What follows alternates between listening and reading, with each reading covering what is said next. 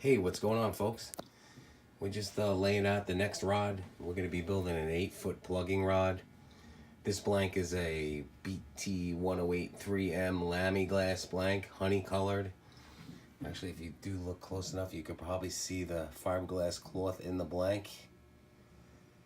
We're making cork grips for this specific setup. This customer likes grips that are cork. I prefer them too, because I can get really, very customizable, with them. I'm using a 2-inch OD, 3/8 hole ID in the center and 1/2 inch wide cork rings. We put them on a mandrel in my lathe.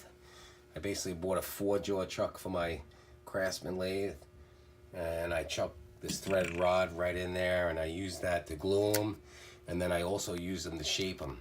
And when I glue them, I don't have the tailstock here, up against here.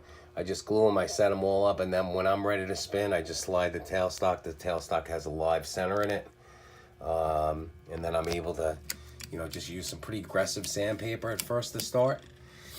I'll probably use a 100 grit or maybe an 80 grit, 100 grit just to get it going, and then I'll taper down to like a 200 or a 220 to finish it. And whatever shape I want to make, I can make. You could buy the grips pre-made online.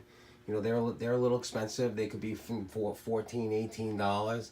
I could build this grip for $7. So we're saving a little bit of money there. So basically what I do is I lay the rod out. I know what I want. I've built plenty of these. I'm gonna use a Pack Bay 20 millimeter heavy duty, like a surf reel seat. I like the look of it. It's pretty heavy duty, has aluminum hoods on it. You can use a Fuji. This is just the one I have laying around, a FPS 18 millimeter reel seat. And then my 4 wrap will be, which is pretty hot.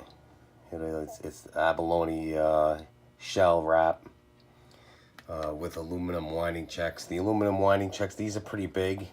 They're kind of hard to find, but you go to Get Bit Outdoors, and they have a lot of nice stuff there. They're really good. You order, it's here in a couple days. Never any problems, and they have a lot of nice stuff. This rod also too, I'll be using a Fuji guide kit, KLH guide kit. Comes with the guide spacing. Pretty hot, like them a lot. I like them a lot. And then the thread, of course, will be good old black on honey. So I like that look. But you'll see in the next video, we're gonna be I'll show you how I shape them, and then I'll show you how we glue them on a rod. All right, folks, catch you soon.